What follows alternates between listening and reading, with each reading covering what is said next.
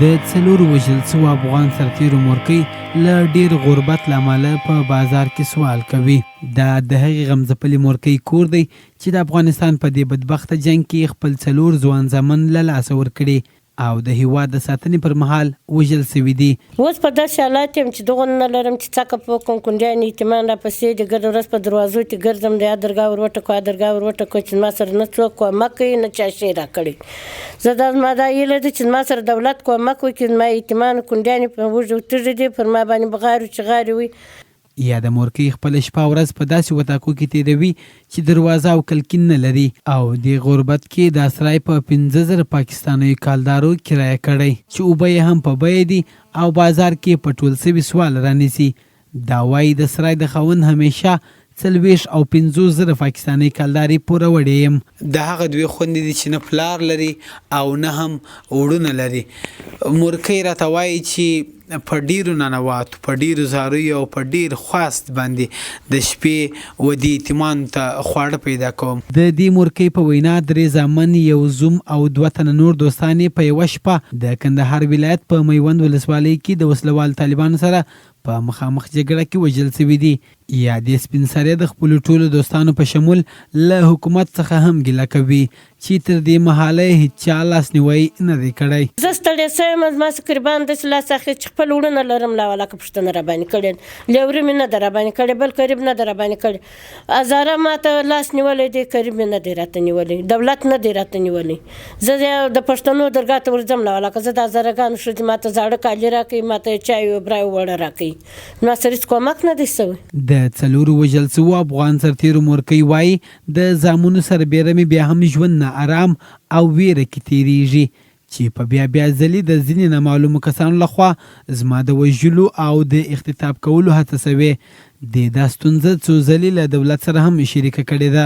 مورکۍ وایي یو بل زوی چې مې سنګین کې د یوې پوستې مشر و، د زیات جنګ او په بیلابیلو سیمو کې ورباندې د مین چاودېدو له امله یې سخت عصبي مشکل پیدا کړی چې ټول ورځ په کور کې وي او د هیڅ ډول خواروی نه دی. هغه جنګو و هغه فکرونه چې زه بیده یم ماته ولاړ چا اوس څنګه جنګ در باندې وسي، اوس به چیرې مین در باندې پټاو سي، مړ به سي، پاته به ټوله ورځ دغه تشویش دغه فکر وسه زما سره اوس لري دغسې خلک راپسې دي. که نوی وم زه هغه ورځ د کندهار راوتښتولم ګرشته، بیا زما د نور انسانان خبر سو، جنایي دا ګرد را خبر کړل، بیا د هغه ورځ دا سړی خو ایله په ما نه وپسې د څنګه زما وژو ترې حمله کړه، ما چغې ویلې خلک پسې ځغاسته دی ولاړې لري دغسې خلک مخالفه خلک لري. بلخوا بیا د وژل شوو سرتیرو ماشوم بچیان وایي لوی ارمان مو دا دی چې کاش پلارجان مو ژوندی وای او په ډاډه زړه مو درسونه ویلی.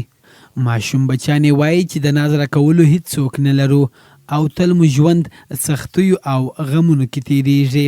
ما پلار د دې وطن په جنګ کې شهید سو، مړه د دولت سره د هیله چې موږ سره کومک وکړي. زه په ډېر کوچنیوالي کې یتیم پاتې سوم.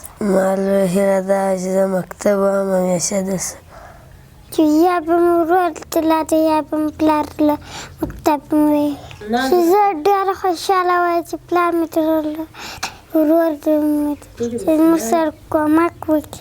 یا د مورکۍ د 2 کونډو مژندو او د 8 یتیمو ماشومانو په ساتلو ناتوانه سوې چې اوس یې پاکر کولو ته مخه کړې چې د خپلو دوستانو سره د افغان دولت هم دا غوښتنه کوي چې تل دې ورسره مرسته وکړي.